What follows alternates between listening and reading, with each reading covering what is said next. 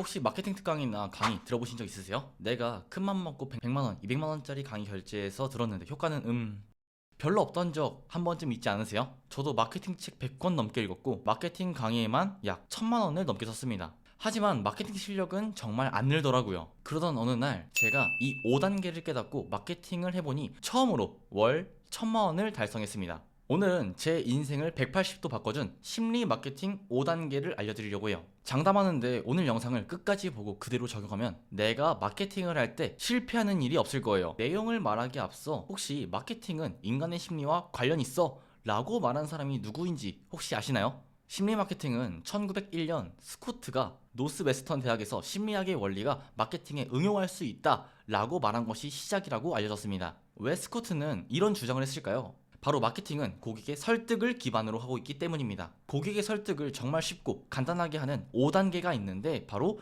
아이드마 5단계입니다. 고객을 집중시키고 내 상품에 흥미를 느끼게 하고 고객이 내 상품을 사고 싶게끔 만들고 고객이 내 상품을 구매하고 마지막으로 내 상품을 기억시키는 거죠. 이게 아이드마 5단계 이론이에요. 첫 번째, 어텐션 단계에서는 소비자들의 이목을 집중시킬 수 있도록 하는 것이 중요합니다. 관련된 심리 이론은 밴드웨건 효과, 대조 효과, 후광 효과라고 볼 수 있어요.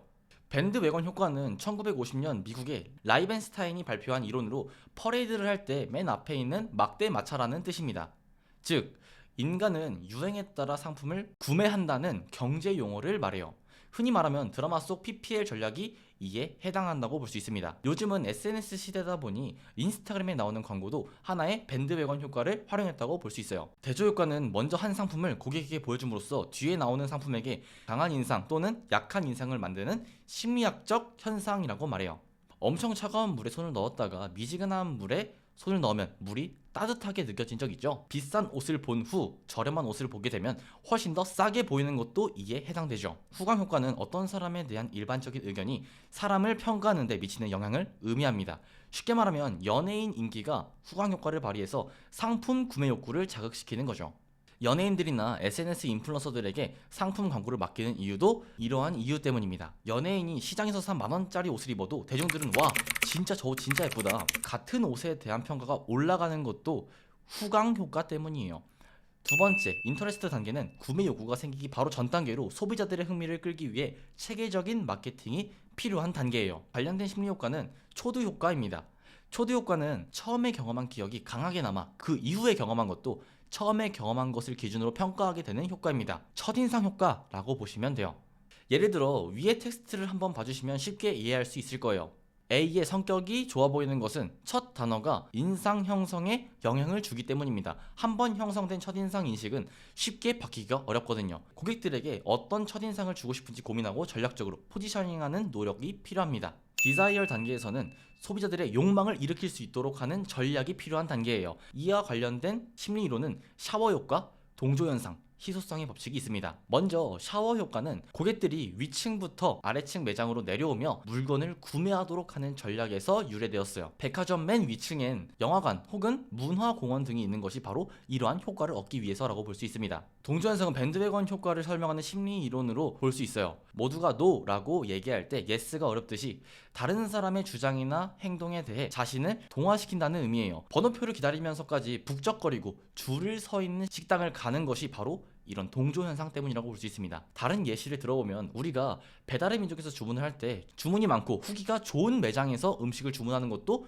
동조 현상, 동조 효과라고 볼 수 있습니다. 희소성의 법칙은 사람들이 원하는 것에 비해 물건이 부족할 때가 값어치가 높아지는 것을 말합니다. 대표적인 예시는 리미티드 에디션으로 판매하거나 기간 한정으로 물건을 판매하는 것을 말해요. 인간에게 필수적으로 필요한 물이 살아가는데 그닥 필요하지 않은 다이아몬드보다 가격이 낮은 이유는 바로 흔하기 때문입니다. 메모리 단계는 제품을 구매하기 위해 어떤 계기를 기억해내는 단계입니다. 소비자들의 의식 속에 있는 구매 의도를 끄집어내기 위한 계기를 만들어줘야 합니다. 관련된 심리로는 샤르팡티의 효과 그리고 미끼 효과입니다. 샤르팡티의 효과는 어떤 대상이 상대방에 대한 평가를 할 때 비교가 되는 대상에 의해 영향을 받는 심리 효과를 의미합니다. 성형외과의 비포 애프터 혹은 가격 비교 사이트를 예시로 들 수 있어요. 좀 더 쉽게 말씀드리면 작은 수박을 잘라놓고 5,000원이라고 하고 작은 수박의 2배 사이즈 돼 보이는 큰 수박은 8,000원이라고 한다면 보통 큰 수박을 사게 되겠죠. 미끼 효과는 소비자가 두 가지 선택지 사이에서 고민을 할 때 더 매력적인 세 번째 옵션인 미끼를 추가하여 특정 상품의 선호도를 인위적으로 높이는 마케팅 전략입니다. 대표적으로 커피 전문점의 스몰, 미디엄, 라지 사이즈를 예시로 볼 수 있어요. 스몰은 3,500원, 미디엄은 4,200원일 때 라지는 4,500원인 거죠. 보통 스몰 사이즈보다는 라지 사이즈를 더 많이 사게 되는 것도 미끼 효과입니다. 액션 단계는 해당 서비스를 기억해서 구매하는 단계입니다. 소비자 구매 행동의 마지막 단계죠. 심리 효과로는 상호성의 법칙 및 리플레밍 효과로 볼 수 있어요. 상호성의 법칙은 누군가에게 호의를 베풀면 그 사람도 우리에게 호의를 베풀게 된다는 법칙입니다. 쉽게 말하면 샘플 화장품을 증정해주거나 대형마트의 무료 시식 코너, 쇼핑몰 가입 시 적립금을 주는 것처럼 말이죠. 고객에게 호의를 베풀면 고객은 나도 호의를 베풀어야겠다 라고 생각하며 구매 행동을 하게 되는 거예요. 리플레밍 효과는 소비자가 제품이나 서비스를 바라보는 고정관념이나 인식의 틀을 바꾸어 새로운 가치를 전달하고 구매를 유도하는 마케팅 기법입니다. 예를 들어 지방 10% 대신 살코기 90% 라는 표현을 사용하여 소비자의 긍정적 선택을 유도하는 거죠. 또는 설탕 10% 함유를 90% 무설탕으로 표현하여 건강한 제품이라는 인식을 심어줄 수도 있습니다. 자, 오늘 배운 내용 솔직히 어려웠을 거예요. 조금 더 쉽게 사용하기 위해서 준비했습니다. 바로 AI 프롬프트인데요. 제가 오늘 배운 아이드마 이론을 GPT 프롬프트로 만들었습니다.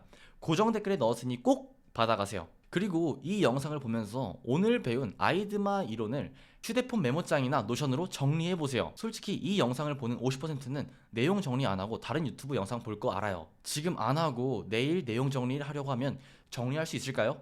절대 정리 못합니다. 무조건 영상을 보고 지금 바로 해보세요. 딱 아이드마 이론을 딱 한 줄로 정리해도 됩니다. 무조건 정리해보세요. 그게 여러분의 마케팅 실력을 올려줄 거예요. 다음 영상엔 101가지 심리 마케팅 이론에 대해서 알려드릴 거니까 구독하고 다음 영상 기대해주세요.